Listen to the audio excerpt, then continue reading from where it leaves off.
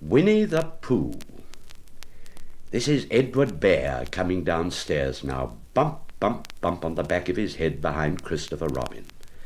It is, as far as he knows, the only way of coming downstairs, but sometimes he feels that there really is another way if only he could stop bumping for a moment and think of it. And then he feels that perhaps there isn't. Anyhow, here he is at the bottom and ready to be introduced to you. Winnie-the-Pooh. When I first heard his name, I said just as you're going to say, but I thought he was a boy. So did I, said Christopher Robin. Then you can't call him Winnie. I don't. But you said he's Winnie-the-Pooh. Don't you know what the means? Ah, yes, now I do, I said quickly. And I hope you do too, because it's all the explanation you're going to get. Sometimes Winnie-the-Pooh likes a game of some sort when he comes downstairs, and sometimes he likes to sit quietly in front of the fire and listen to a story. This evening, what about a story? Said Christopher Robin. What about a story? I said. Could you very sweetly tell Winnie-the-Pooh one? I suppose I could, I said. So I did. Once upon a time, a very long time ago now, about last Friday, Winnie-the-Pooh lived in a forest all by himself under the name of Sanders. What does under the name mean? Asked Christopher Robin. It means that he had the name over the door in gold letters and lived under it. Winnie-the-Pooh wasn't quite sure, said Christopher Robin. Now I am, said a growly voice. Then I will go on, said I. One day when he was out walking, he came to an open place in the middle of the forest. And in the middle of this place was a large oak tree, and from the top of the tree there came a loud buzzing noise. Winnie-the-Pooh sat down at the foot of the tree, put his head between his paws, and began to think. First of all, he said to himself, that buzzing noise means something. You don't get a buzzing noise like that just buzzing and buzzing, without it meaning something. If there's a buzzing noise, somebody's making a buzzing noise, and the only reason for making a buzzing noise that I know of is because you're a bee. Then he thought another long time and said, and the only reason for being a bee that I know of is making honey. And then he got up and said, and the only reason for making honey is so as I can eat it. And so he began to climb the tree. He climbed and he climbed and he climbed, and as he climbed he sang a little song to himself. It went like this. Isn't it funny how a bear likes honey? Buzz, buzz, buzz, I wonder why he does. Then he climbed a little further and a little further, and then just a little further, and by that time he thought of another song. It went like this. It's a very funny thought that if bears were bees, they'd build their nests at the bottom of trees. And that being so, if the bees were bears, we shouldn't have to climb up all these stairs. He was getting rather tired by this time, so that is why he sang a complaining song. But he went on climbing. He was nearly there now, and if he just stood on that branch, crack! Oh, help, said Winnie-the-Pooh as he dropped 10 feet under the branch below him. If only I hadn't, he said as he bounced 20 feet onto the next branch. You see, what I meant to do, he explained as he turned head over heels and crashed to another branch 30 feet below.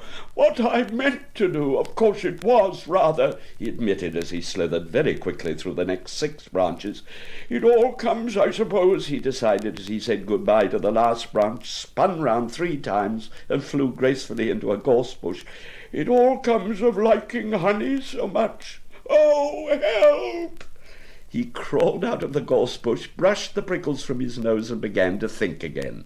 And the first person he thought of was Christopher Robin.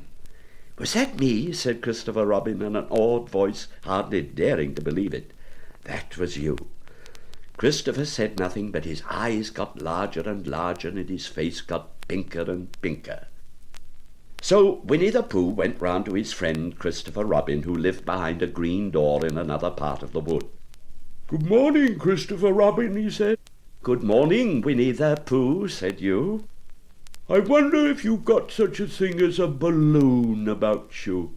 "A balloon?" "Yes, I just said to myself coming along, I wonder if Christopher Robin has such a thing as a balloon about him. I just said to myself, thinking of balloons and wondering." "What do you want a balloon for?" you said.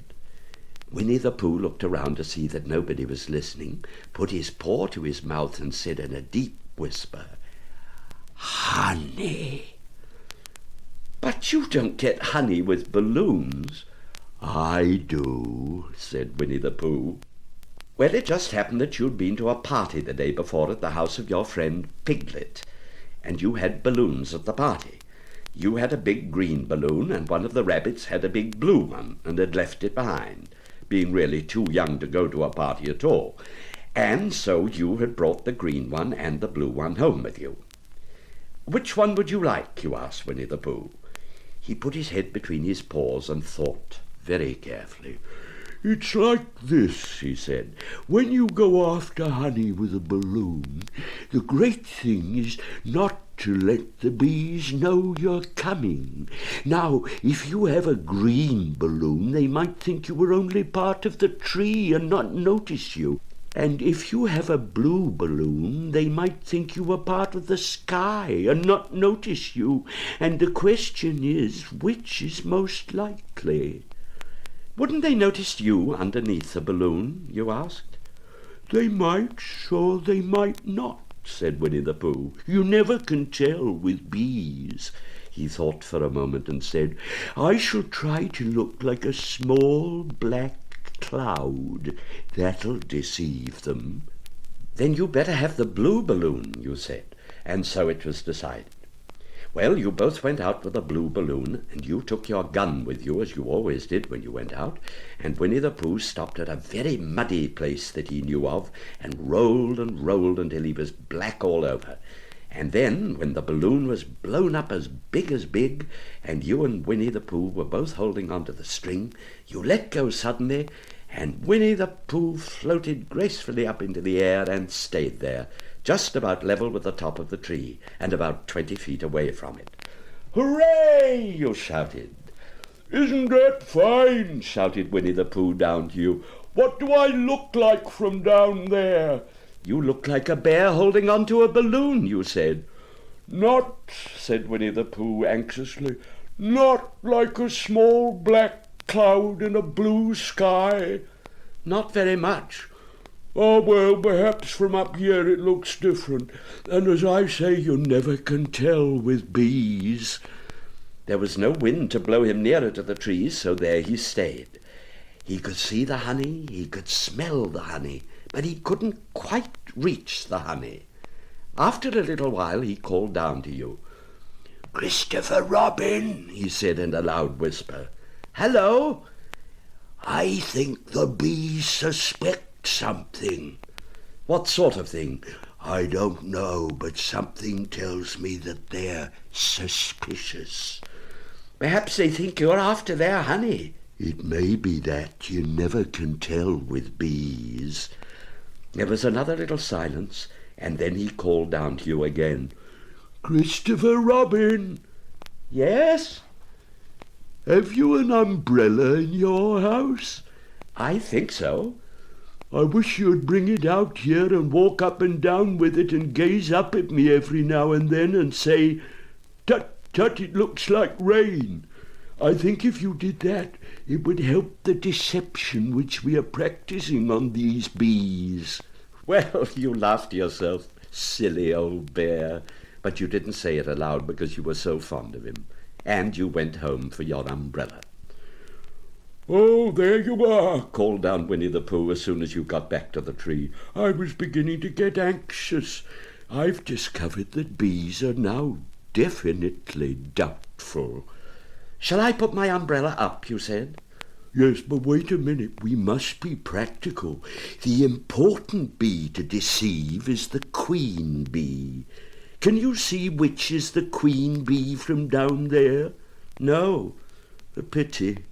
Well, if you'll walk up and down with your umbrella saying, "Tut, tut, it looks like rain," I shall do what I can by singing a little cloud song, such as a cloud might sing. Go." So, while you walked up and down and wondered if it would rain, Winnie-the-Pooh sang this song. How sweet to be a cloud, floating in the blue. Every little cloud always sings aloud. How sweet to be a cloud, floating in the blue. It makes him very proud to be a little cloud. The bees were still buzzing as suspiciously as ever. Some of them, indeed, left their nest and flew all round the cloud as it began the second verse of this song, and one bee sat down on the nose of the cloud for a moment, and then got up again. "Christopher! Ow! Robin!" called out the cloud. "Yes?" "I've just been thinking, and I've come to a very important decision. These are the wrong sort of bees." "Are they?" "Quite the wrong sort. So I should think that they would make the wrong sort of honey, shouldn't you?" "Would they?" "Yes. So I think I shall come down." "How?" asked you. Winnie-the-Pooh hadn't thought about this. If he let go of the string, he'd fall bump, and he didn't like the idea of that particularly. So he thought for a long time, and then he said, "Christopher Robin, you must shoot this balloon with your gun. Have you got your gun?" "Of course I have," you said. "But if I do that, it'll spoil the balloon," you said. "Yes, but if you don't," said Winnie-the-Pooh, "I should have to let go, and that'd spoil me." When he put it like this, you saw how it was, and you aimed very carefully at the balloon and fired. "Ow!" said Winnie-the-Pooh. "Did I miss?" you asked. "You didn't exactly miss," said Winnie-the-Pooh, "but you missed the balloon." "I'm so sorry," you said, and you fired again, and this time you hit the balloon, and the air came slowly out, and Winnie-the-Pooh floated down to the ground. But his arms were so stiff from holding on to the string that they stayed up straight in the air for more than a week, and whenever a fly came and settled on his nose, he had to go pooh, so as to blow it off. And I think, but I'm not sure, that is why he was called Winnie-the-Pooh. "Is that the end of the story?" asked Christopher Robin. "That's the end of the story." Christopher Robin gave a deep sigh, picked up his bear by the leg, and walked off to the door, trailing Winnie-the-Pooh behind him. And at the door he turned and said, "Coming to see me have my bath?" "I might," I said. "I didn't hurt him when I shot him, did I?" "Not a bit." He nodded and went out, and in a moment I heard Winnie-the-Pooh bump, bump, bump, going up the stairs behind him.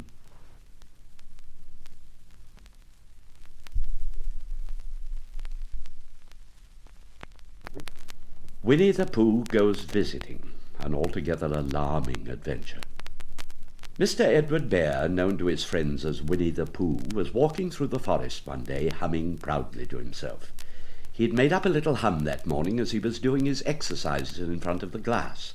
Tra-la-la, tra-la-la, as he stretched both paws above his head, and tra-la-la, tra-la-la, as he tried to reach his toes. After breakfast he had written it out and learnt it off by heart, and now he was humming it right through properly, and it went like this. Tra-la-la, tra-la-la, tra-la-la, tra-la-la, rum-tum, tiddle-lum-tum. Tiddle-diddle, tiddle-diddle, tiddle-diddle, diddle-diddle, rum-tum-tum, tiddle-lum. Well, he was humming this hum to himself and walking along gaily, wondering what everybody else was doing, and what it felt like being somebody else, when suddenly he came to a sandy bank, and in the bank was a large hole. "Ah," said Winnie-the-Pooh, rum-tum-tiddle-lum-tum.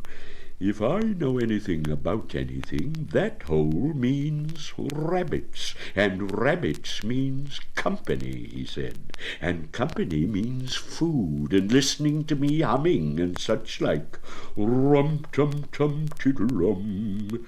So he bent down, put his head into the hole, and called out, "Is anybody at home?" There was a sudden scuffling noise from inside the hole, and then silence. "What I said was, 'Is anybody at home?'" called out Winnie-the-Pooh very loudly. "No," said a voice, and then added, "You needn't shout so loud, I heard you the first time." "Bother," said Winnie-the-Pooh. "Isn't there anybody there at all?" "Nobody." Winnie-the-Pooh took his head out of the hole and thought for a little, and he thought to himself, "Somebody must have said nobody." So he put his head back in the hole and said, "Hello, Rabbit, is that you?" "No," said Rabbit in a different voice this time. "But isn't that Rabbit's voice?" "I don't think so," said Rabbit. "It isn't meant to be." "Oh, well, could you very kindly tell me where Rabbit is?" "He's gone to see his friend Edward Bear, who is a great friend of his." "But here I am," said Bear, very much surprised. "Are you sure?" said Rabbit, still more surprised. Quite sure," said Winnie-the-Pooh. "Oh, well then, come in." So Winnie-the-Pooh pushed and pushed and pushed his way through the hole, and at last he got in. "You were quite right," said Rabbit, looking at him all over. "It is you. Glad to see you." "Who did you think it was?"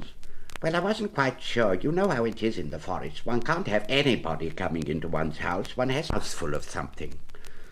Winnie-the-Pooh always liked a little something at 11 o'clock in the morning, and he was very glad to see Rabbit getting out the plates and mugs. And when Rabbit said, "Honey or condensed milk with your bread?" he was so excited that he said, "Both." And then, so as not to seem greedy, he added, "But don't bother about the bread, please." And for a long time after that he said nothing, until at last, humming to himself in a rather sticky voice, he got up, shook Rabbit lovingly by the paw, and said that he must be going on. "Well, goodbye," said Rabbit, "if you're sure you won't have any more." "Is there any more?" asked Winnie-the-Pooh anxiously. Rabbit took the covers off the dishes and said, no, there wasn't. "I thought not," said Winnie-the-Pooh, nodding to himself. "Well, goodbye. I must be going on." So he started to climb out of the hole. He pulled with his front paws, and he pushed with his back paws, and a little while his nose was out in the open again, then his ears, and then his shoulders, and then... "Ooh, help!" said Winnie-the-Pooh. "Ooh, bother!" said Winnie-the-Pooh. "Ooh, I'm stuck!" said Winnie-the-Pooh. "Ooh, help and bother!" Now by this time Rabbit wanted to go for a walk too, and finding the front door full, he went out by the back door and came round to Winnie-the-Pooh and looked at him. "Hello, are you stuck?" he asked. "No," said Winnie-the-Pooh carelessly, "just resting and thinking and humming to myself." "Here, give us a paw." Bear stretched out his paw, and Rabbit pulled and pulled and pulled. "Ow!" cried Winnie-the-Pooh, "you're hurting." "Fact is," said Rabbit, "you're stuck." "It all comes," said Winnie-the-Pooh crossly, "of not having front doors big enough." "It all comes," said Rabbit sternly, "of eating too much." "I thought at the time," said Rabbit, "only I didn't like to say anything," said Rabbit. "That one of us was eating too much," said Rabbit. "I knew it wasn't me," he said. Well, I shall go and fetch Christopher Robin." Christopher Robin was a great friend of theirs who lived in the forest, and when he came back with Rabbit and saw the front half of Winnie-the-Pooh, he said, "Silly old bear," in such a loving voice that everyone felt quite hopeful again. "I was just beginning to think," said Bear, sniffing slightly, "that Rabbit might never be able to use his front door again, and I should hate that," he said. "So should I," said Rabbit. "Use his front door again," said Christopher Robin. "Of course he'll use his front door again. Why, in a week from now—" "In a week," said Bear anxiously. "Or 2 weeks. You see, we shall have to wait for you to get thin again." "But I can't stay here for a week." "You can stay here, all right, silly old bear. It's getting you out which is so difficult." "We'll read to you," said Rabbit cheerfully. "And I hope it won't snow," he added. "And I say, old fellow, you're taking up a great deal of room in my house. Do you mind if I use your back legs as a towel horse? Because, I mean, there they are, doing nothing, and it would be very convenient to hang the towels on them." "A week," said Winnie-the-Pooh gloomily. "What about meals?" "I'm afraid no meal," said Christopher Robin, "because of getting thin quicker. But we will read to you." Bear began to sigh, and then found he couldn't because he was so tightly stuck, and a tear rolled down from his eye as he said, "Then would you read a sustaining book such as would help and comfort a wedged bear in tightness?" So for a week Christopher Robin read that sort of book at one end of Winnie-the-Pooh, and Rabbit hung his washing on the other, and in between Bear felt himself getting slenderer and slenderer. And at the end of the week Christopher Robin said, "Now." So he took hold of Bear's front paws, Rabbit took hold of Christopher Robin, and all Rabbit's friends and relations took hold of Rabbit, and they all pulled together. And for a long time Bear said only, "Ow!" Then all of a sudden he said, "Pop!" just as if a cork were coming out of a bottle. And Christopher Robin and Rabbit and all Rabbit's friends and relations went head over heels backwards, and on top of them came Winnie-the-Pooh free. So with a word of thanks to his friends he went on with his walk through the forest, humming proudly to himself. But Christopher Robin looked after him lovingly and said to himself, "Silly old bear."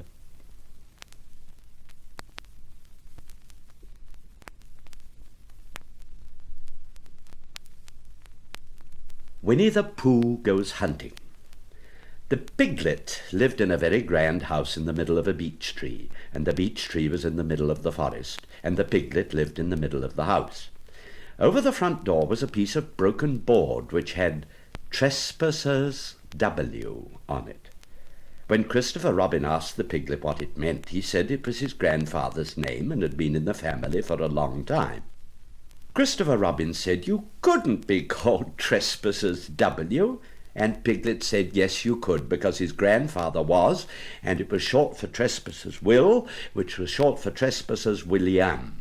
And his grandfather had had two names in case he lost one, Trespassers after an uncle, and William after Trespassers. "I've got two names," said Christopher Robin carelessly. "Well, there you are, that proves it," said Piglet. One day Winnie-the-Pooh was walking round and round in a circle, thinking of something else, when he walked into Piglet. "Hello," said Piglet. "What are you doing?" "Hunting," said Winnie-the-Pooh. "Hunting what?" "Tracking something," said Winnie-the-Pooh very mysteriously. "Tracking what?" said Piglet. "That's just what I ask myself. I ask myself, what?" "What do you think you'll answer?" "I shall have to wait until I catch up with it," said Winnie-the-Pooh. "Now look there." He pointed to the ground in front of him. "What do you see there?" "Tracks," said Piglet. "paw marks." He gave a little squeak of excitement. "Oh, Pooh, do you think it's a woozle?" "It may be," said Pooh. "Sometimes it is, and sometimes it isn't. You can never tell with paw marks." With these few words he went on tracking, and Piglet, after watching him for a minute or two, ran after him.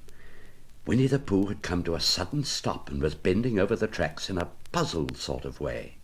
"What's the matter?" said Piglet. "It's a very funny thing," said Bear, "but there seem to be two animals now. This, whatever it was, has been joined by another whatever it is, and the two of them are now proceeding in company. Would you mind coming with me, Piglet, in case they turn out to be hostile animals?" Piglet scratched his ear in a nice sort of way and said that he had nothing to do until Friday, and would be delighted to come in case it really was a woozle. "You mean in case it really is two woozles," said Winnie-the-Pooh, and Piglet said that anyhow he had nothing to do until Friday, so off they went together. There was a small spinney of larch trees just here, and it seemed as if the two woozles, if that's what they were, had been going round this spinney. So round this spinney went Pooh and Piglet after them, Piglet passing the time by telling Pooh what his grandfather Trespassers W had done to remove stiffness after tracking, and how his grandfather Trespassers W had suffered in his later years from shortness of breath and other matters of interest. And Pooh, wondering what a grandfather was like, and if perhaps this was two grandfathers they were after now, and if so, whether he would be allowed to take one home and keep it, and what Christopher Robin would say. And still the tracks went on in front of them. Suddenly Winnie-the-Pooh stopped and pointed excitedly in front of him. "Look!" "What?" said Piglet with a jump, and then, to show that he hadn't been frightened, he jumped up and down once or twice more in an exercising sort of way. "The tracks," said Pooh. "A third animal has joined the other two." "Bear," cried Piglet, "do you think it's another woozle?" "No," said Pooh, "because it makes different marks. It's either two woozles and one, as it might be, whistle, or two, as it might be, whizzles, and one, if so it is, woozle. Let us continue to follow them." So they went on, feeling just a little anxious now, in case the three animals in front of them were of hostile intent. And Piglet wished very much that his grandfather T.W. were there instead of elsewhere. And Pooh thought how nice it would be if they met Christopher Robin suddenly, but quite accidentally, and only because he liked Christopher Robin so much. And then, all of a sudden, Winnie-the-Pooh stopped again, and licked the tip of his nose in a cooling manner, for he was feeling more hot and anxious than ever in his life before. There were 4 animals in front of them. "Do you see, Piglet? Look at their tracks. 3, as it were, woozles, and 1, as it was, whistle. Another woozle has joined them." And so it seemed to be.